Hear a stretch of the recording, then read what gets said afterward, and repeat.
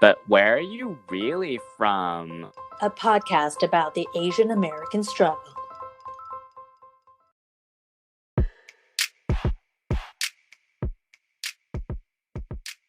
Hello, Hello. I'm Angela Lynn. And I'm Jesse Lynn, and welcome back to season 3 of But Where Are You Really From?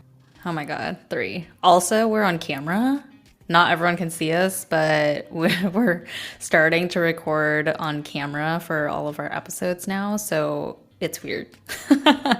Yes, you'll see our recording environment in excruciating detail.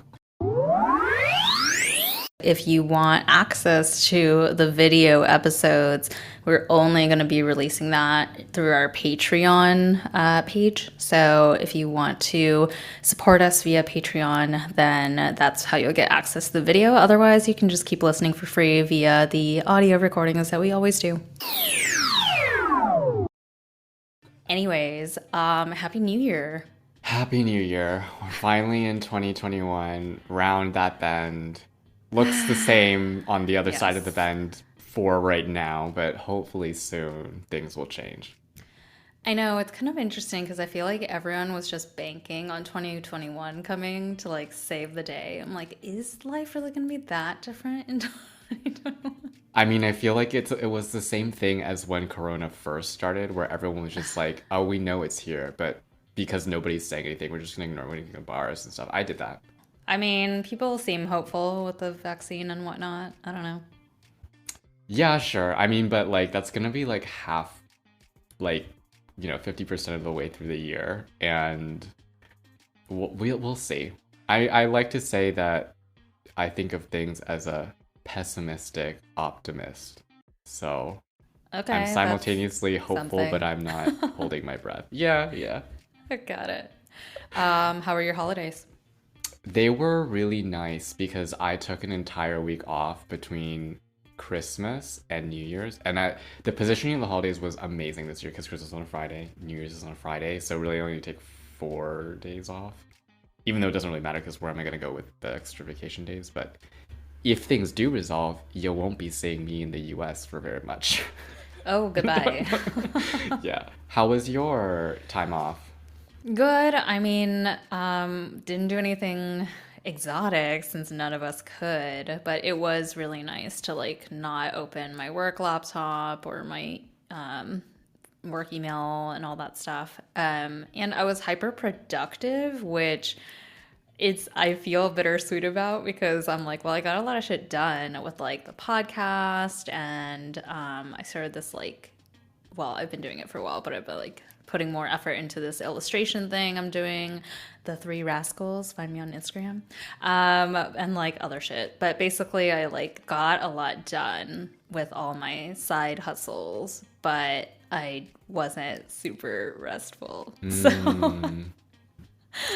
you know, Okay, well, all right, guys, we wanted to kick off this season with a discussion about the death of the city because we both live in cities right now. And I think there were really a lot of amazing things that the city or the urban environment offered us when we were younger, even to mid to, I'm still late 20s.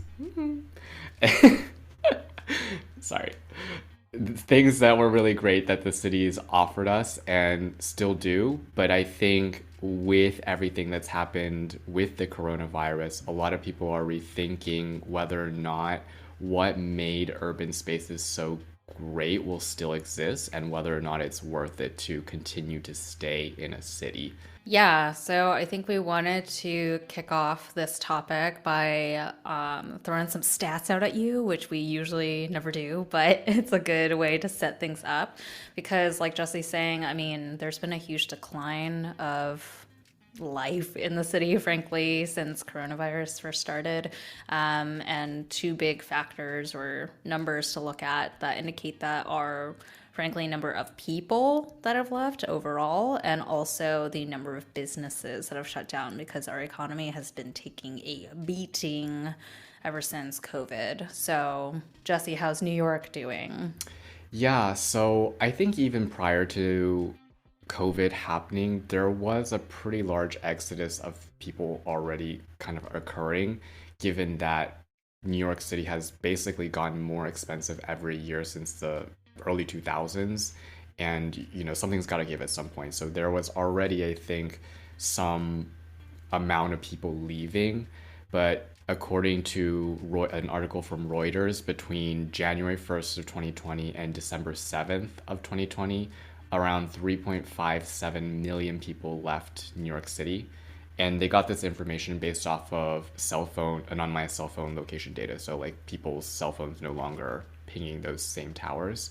They did say that although there were people that left, obviously the population is always in a state of flux. So there was almost an equal amount of people coming into the city for the Oh, people really? that left.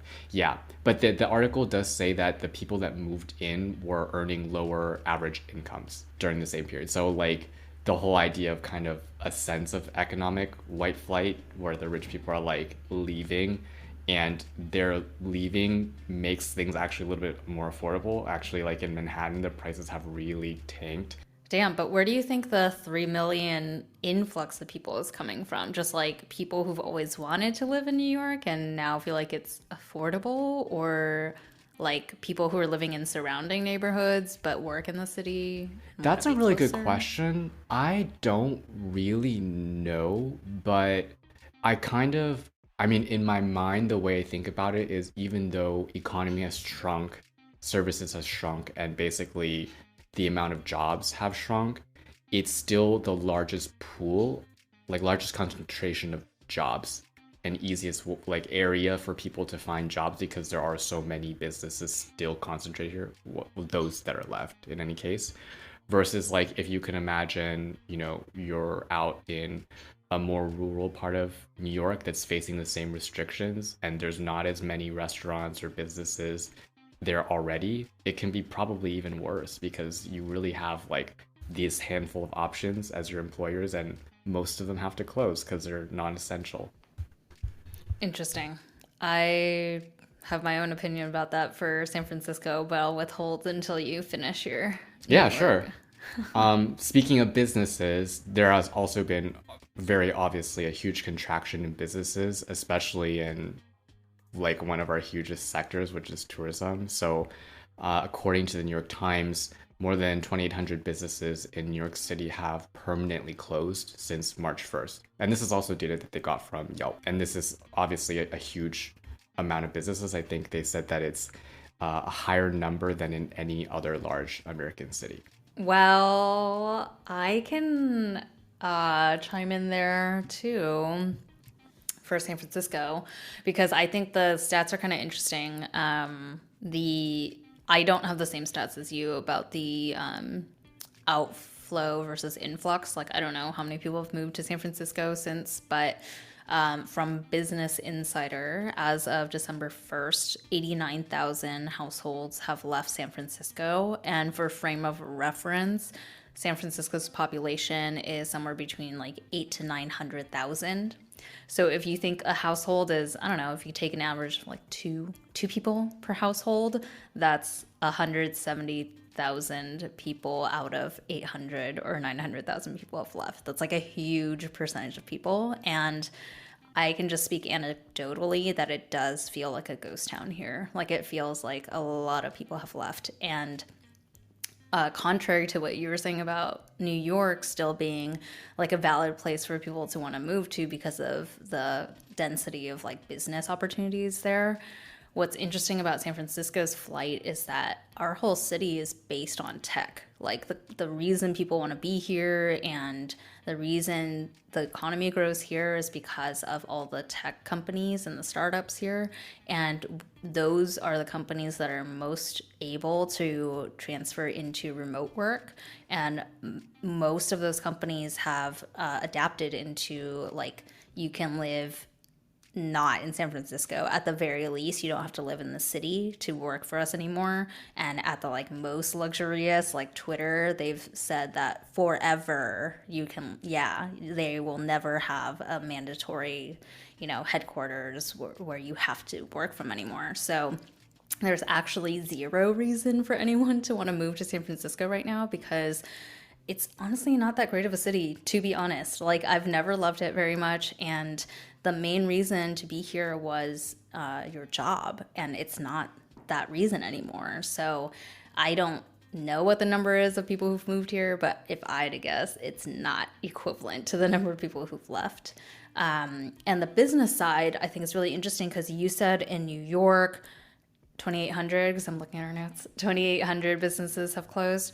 I guess from a scale standpoint, San Francisco is getting crushed much more than New York because New York, I don't know how many businesses, but like I live there too. It's like every square foot has a business on it, right? So for 2,800 to have closed sounds like, not a few number, but from like a scale wise, it doesn't sound like a huge percentage versus in San Francisco, a much smaller city, as of August, from the same data set as you, so Yelp, 2,000 businesses have permanently closed and 5,000 have temporarily closed because of COVID. And that's from August. So that was when there was still hope that, the shutdowns were going to end sometime soon. So I'm sure way more than 2,000 have permanently shut down since then. And it's so tragic because like I said, we only have 800,000-ish people in the city total. So for 2,000 plus businesses to have closed, we're just getting demolished out here. Yeah. Something you said that was really interesting is that you kind of mentioned that it's like a ghost town in San Francisco right now. And what's interesting for me is I don't go into Manhattan anymore, so I have no idea what Manhattan looks like. But my local, like my immediate neighborhood, it feels more or less about the same. Like I feel like more or less about the same. People are mobbing around at the regular hours of the day. Maybe it might be like, later at night, you won't see as many people as you used to see because, Subway closes now. But in my immediate neighborhood, mostly everything has stayed the same. And I can back that up with the fact that most of the businesses that I have, that I usually patronize have not closed, even though that they're restaurants and bars. So I do want to caveat that is that I think it is very different neighborhood by neighborhood. And it really depends on the composition of the neighborhood. Like if it's largely transient people, not like homeless people, but like, people who are just there to work for a few years and then they leave, versus Manhattan, which is kind of largely like that. And since Manhattan is also largely offices, it's pretty easy to see why it would look very different. And perhaps the business shrinkage there is much larger than it is in other areas like where I live, which is mostly residential. People have lived here for a while, like it's their home. And so it's a little bit more stable here. What originally drew you to the city? You've been there forever. Like I left New York in 2015, I think. So it's been a hot second. Obviously I live in a different city, but it's not ever going to be the same as New York. What drew you there? Well, to be honest, lots of television media, probably watching too much Gossip Girl when it came out. Oh, yes. And also probably like partially because you were there for a year and you made it sound really fun and rewarding. The third thing was I really wanted to get away from where I grew up and really become like a fully independent person. And just kind of like throw away the person that I was all the way up until I turned 18 and graduated high school and try to like upgrade myself into this like new version of me. So I think that was like originally the reasons why I came. And once I got here, the reasons why I stay, the first thing is like convenience. Like New York City is so convenient. Like once you understand how to navigate like subways, buses, and food ordering, you literally like it's so easy to live here. The second thing, obviously, I think is nightlife. Like, there are so many amazing venues, places. Like, you can talk about like large venues like Webster Hall, but there are also like smaller venues, speakeasies. And these places like exist, like, in every large city. I'm sure there's businesses like it. But the quantity of businesses here and the fact that it's like a revolving door makes it so fun because like you might go to a neighborhood once every few months because you can't go to every neighborhood every month, But you go back and it's like a brand new neighborhood. Business is cleaned out. There was a bar there. There's now a new bar there. So it was very fun to kind of be living in that always changing environment. And the third thing is that I'm gay and I wanted to be in a place where there are tons of gay people. Like I wanted to like feel that kind of community and feel comfortable in a place in a sense that nobody cares that you're gay here. So that's I think those are like the primary three reasons that I've stayed in the city. What about you in San Francisco? That's easy. It was just my You're like, job. no. I don't want to live here. No, But there it are was like no redeeming factors at all? well, okay, first I moved here for my job, but also because I had lived outside of California for so many years that I had been like desperately wanting to come back to our home state. I had made the ill-informed assumption that San Francisco would be much more similar to Southern California in terms of climate and people and general attitudes, which it's not at all the same. So that's part of why I don't like it very much. But it was the job and being back in the state, so I could be closer to my family. So that's what brought me here. Redeeming factors. I mean, I met Ramon here. There's at least Yeah, that. yeah. I feel like everything happens for a reason in life. So even if it's not my favorite city, like I met him. I've met a lot of good friends here, and that wouldn't have happened if I didn't come here. And like career wise, it's been a good move to be here. But that's about it. It's not because I think because in comparison to somewhere like New York, right? Like I lived there for 7 years, and like you said, it's like incomparable to any other city in terms of like diversity of people, diversity of cuisine, like access to anything all hours of the day. So, trying to compare that with this city, it's like, oh, I mean, it has like above average food, but it's nothing to write home about. It's like, oh, there's diversity, but it's really like 3 or 4 races. It's not like every person on the planet like New York is. So it's just, it would never be able to compete with New York on those factors. So it just doesn't have that. And I think we've talked about this before, but like the homeless population here and the behavior of that population is so different from the homeless population in New York. So that is something that's the number one thing that most people complain about when they come to San Francisco, because we pay a shit ton of taxes in this state and in this city, and you just don't see any of that money being put to solving this like terrible situation out here. I mean, it's like you feel for the people because it's very sad. Like the majority of them have mental illness, so it's kind of different from New York, because I kind of felt like the percentage of people in New York that are homeless that have mental illness was a smaller percentage than other reasons. Like I felt like there were a lot of vets that came back from war and had, fallen on bad times, or there's those like annoying young people that are just like Rastafarian and choose to be homeless. There's like all sorts of homeless people in New York, right? But not all of them had mental illness, versus in San Francisco, it's the majority here. So like you can find yourself in pretty dangerous situations out here just crossing paths with people because their heads aren't right, and that's not their fault, but it's just the way it is. So I don't know how I got on this rant, actually. I forgot. Oh, just reasons why it wouldn't ever be the same with New York. Yeah, I felt safe, relatively safe around homeless people in New York, and I don't feel safe in this city because of that. And COVID has made it much worse because they have full reign of the city now. Like, businesses have closed, people have left their apartments. They get to like claim more of the city now. So.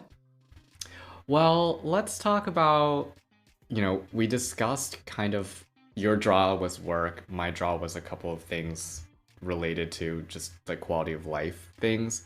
Were there things that you were kind of like, man, it really sucks here pre-COVID about the city? It could be New York, it could be that stuff, whatever. Well, all the things I already talked about. True, yes. No, I mean the city is just it's just a weird town here because it's like it's exactly what you said. Like when I came here to visit and then when I came here to move at first, I had the exact same thought where I was like, it's just New York, but like on the other coast. And so I was expecting things like quality of food, nightlife. Not that I care about nightlife anymore. It's more just like, just to say that you have want these it. things. Yeah. You just want it on hand. As an option. Exactly. Yeah. And you get here and you realize like everything costs the same as New York, like quality of life wise, right? Like rent, actually sometimes it's more expensive than New York. Groceries, food, cocktails, things like that, right? Like it's all the exact same as New York. But bars close at like 2, but everyone goes home at like 11 or midnight because everyone's kind of a grandma out here. Because everyone's very like, they like to hike. So everything's like go to sleep early and wake up early kind of vibe out here. So like here, when I first moved here, I used this as a gauge. It's like in New York, when you go to brunch, the average time is like 1 or 2 p.m. is like max, peak brunch time. Yes. Which makes sense because you're hungover from the night before. So why would you wake up earlier than that for brunch? Why would you wake up Here, people go to brunch as early as 10 a.m. That's breakfast. That's not brunch. That's just breakfast. Yeah. That's what I'm saying. Breakfast. It's not even crossing over into lunch. Why would you call it brunch? Yeah, The time is breakfast. That's what I'm saying. And what's worse than that, and I do this now myself, people wake up butt crack early to go to the like most poppin', brunch spots or whatever, right when they open. So we have one in San Francisco that we live really close to now. It's called Plow. And it opens at 8 a.m. on the weekends, and people are lined up before 8 a.m. to go Absolutely eat at this not. breakfast place. And I love it because Vermont is like, let's get brunch. And I go at 8 a.m. And I'm like, I'm hungry again. Look, 2 o'clock. Look, if you're not going to drink, it's not brunch. Well, some people drink, which is like At 8 comical a.m.? to me. Yeah, I know. That's what I'm saying. Wow. Yeah. I mean, that's like dedication to the brunch culture, but just at the wrong time. Yeah. And one more thing, since I'm just apparently on a rant about San Francisco, but one of the things that originally bothered me about here, which I'm just used to at this point, is there's no diversity of industry. Because I feel like in New York, even though finance is a big industry, it's not like every single person you meet works in finance. Like that's not going to be the case. Or not everyone is an actor, even though finance and entertainment are big industries in New York. You can find someone doing anything in New York, right? Here, it's just tech. I mean, there are people doing other things, but it's like 8 out of 10, you could easily guess they work in some sort of tech or startup. And it just gets so boring old. Yeah. after a while. Yeah, it's the same person. I definitely know what you're saying, for sure. How about you? Any drawbacks, even though you seem to have loved it enough to stay your whole adult life at this point? Yeah, honestly, I know people think I'm a little bit crazy. You're I think kinda I'm a little weird. bit crazy. Yeah, well, I am a little bit crazy, but things that weren't so great even before COVID, obviously, it's way too expensive here. And there's like absolutely no reason it needs to be so expensive. So that's the first thing. And I'm exclusively right now talking about housing, like food, drink, groceries. Like I kind of get it because like it does cost money to bring all these things here into the city. But for sure, the cost of living in terms of rent is like way too high. I could talk forever and ever and ever and ever and ever about how I am in love with, but simultaneously absolutely hate the public transit system here. Like it is like it's such a hot and cold topic because when it works, it's amazing. And when it doesn't work, you just want to throw yourself off a bridge. Like, and I will say the third thing is that it's so disappointing in a way because I feel like New York is constantly on the cusp of being really great. like a really great city. And to be honest, we don't have really great cities in the US because either they're not accessible or there's no light nightlife or it's all the same people like you're saying. There's no diversity. Like New York has all of these things and it's like right there just about to be like a really awesome city and it just never gets there because of like political reasons, incompetence, like all these other things that are just impeding the city becoming its like final amazing form of what it could be. And honestly, that's what is the saddest part about living here is because every day you walk outside, you experience your life and you're like, it's great, but it could be better in so many ways, in so many easy ways, and it's not. So that's I would say that's probably like the biggest letdown.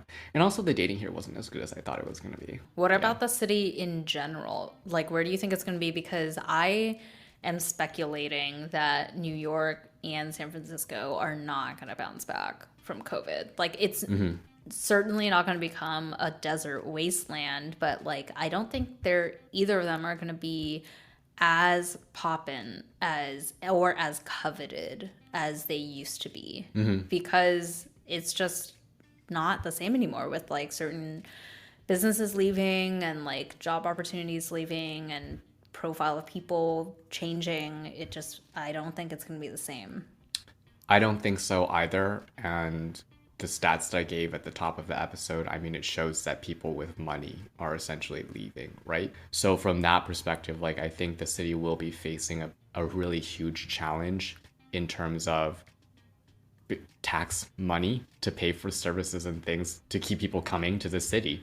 Um, I think that will be a really big problem for the city the long run. I don't know if it's going to I don't know if the city is going to implode the way that people are thinking about it because like a lot of people are saying like, oh, it's going to like explode into the way that it was in like the 80s or the 70s where things were like really bad and like What with like prostitutes in Times Square and stuff? yeah, and like the Bronx like half the Bronx was on fire, stuff like that. Like people are saying stuff like that and I'm like, I don't think that's the case. Like that's like a really doom ominous scenario. But I do think that there will be some tough times ahead. Yeah. Yeah, I don't think San Francisco is ever going to be the same because we are dominated by one industry, and that specific industry has decided that working from this location no longer matters. Like, not to say these companies aren't going to have San Francisco offices anymore. I think most of them are still keeping an office, but if you're going to give people the option to work not in one of the most expensive cities in the world that has little else to offer besides your occupation, people aren't going to choose to live here. So, and businesses have left. So like Tesla left, like some of these like big, like you said, taxes is where it's at, right? Like the big tax revenue generating companies are leaving, and it's not just San Francisco, it's California. So like it's been pretty interesting because I don't know if you've been following, but like basically California and San Francisco specifically hate tech people for some reason. Like they're just trying to like blame everything on tech people and like don't realize that all the money that they need comes largely from this industry that they're like shitting on. And meanwhile, the mayor of Miami is like, hey, tech companies want to move here? Let me like help you move here. And straight up a ton of tech is moving to Miami because Florida is much more liberal with like tax related situations and because the government is welcoming them versus like antagonizing them. So San Francisco, California, I don't think are ever going to be the same again. Alrighty. Well, Angela, do you want to tell our listeners what we have for our fortune cookie close? We want to daydream for a hot second, and maybe it's not just a daydream, maybe it could be our future. But so if you could work anywhere in the world and your job did not care, it did not impact your salary, your taxing, like any of that stuff, where would you choose to live? In the ideal situation, I wouldn't pick any one place. I would rotate around like every month or so. Yes. Do you have top cities though that you would like start with? Yeah, I mean, okay, well, I would. Now this dovetails with my in a COVID situation world, but I think I would definitely go to Taipei for a while. I haven't seen my family there in Taiwan for a long while. I know for sure that there are things that I want to do there that are like on my list that look really fun. And it is so cheap. It's so So cheap to be cheap, there. dude. Like I could roll in there like a heavy hitter, like 100%. You could So live for months there with your like no, 1 month yeah, I was expenses gonna in say New no York. income. I could live for months there, not a Yeah, problem right truly, now. truly. Yeah, Yes. well because I have family there, but Wow. yeah, I think after Taipei, I think it will be fun to visit like capital cities. So like get a taste of like Japan and Tokyo, Seoul and South Korea, and kind of just work my way all around that area. I mean, there's so much to see. So if What if we did a podcast rotation where we're just bringing you from Tokyo tonight and like we just rotate from Asian capital that city would to be capital city for amazing. our That recordings? would be so amazing. But yeah, I mean, like honestly, if the job is the largest constraint on where I can be. What about you? For me, it's interesting because Ramona and I actually have Mm-hmm. been talking about this for a long time because we are trying to figure out where we want to like permanently, settle. We similarly would want to live in multiple places, but I don't think we jump as often as you. So I think, especially because we're thinking about like the future, right? Like with kids and stuff that are sometime coming in the future, it would be really nice to be able to spend, like half the year in Spain with his parents and half the year in Taiwan with my parents. And then the grandparents get like, dedicated time with the grandkids and can help raise them and teach them the language and, so those are considerations for sure. And then yeah, Ramon loves Japan, so I'm sure we'd be in Japan at some point. And like, I loved Australia, so that, Australia. yeah, I would probably live in Australia and like bounce to New Zealand because Australia is like the all I could think. Well, first I preferred Melbourne, Melbourne. Melbourne, over Sydney, but Melbourne was essentially California. Well, okay, sorry. Australia as a whole is basically California as a country with cute accents. That's how I felt the whole Okay. time. But like SoCal, California Chill. vibes. Yeah. Yeah, super chill. Everyone's gorgeous. The sun's always out. The beach is beautiful. Beautiful food. It's just like, and like it seems expensive to you. So like I remember going out and being like $16 for an acai bowl, but then I realized it was Australian dollars. I was like, oh, that's like $12. That's fine. I can pay that. But yeah, so we would also hop different places, and hopefully that's a very real potential future. Okay, well, if you have thoughts about this episode, which I'm sure you do, because many of you guys live in some of the biggest cities in this nation, or you once lived in a city, if you have thoughts about the decline of the city, write us in your opinion, or why you're staying, or if you could work anywhere ever in the world, where would you live? Let us know. And reminder that we are still looking for listener story submissions, so write us in about your experience with either this topic or whatever you want at telluswhereyou'refrom@gmail.com. The your is YOURE.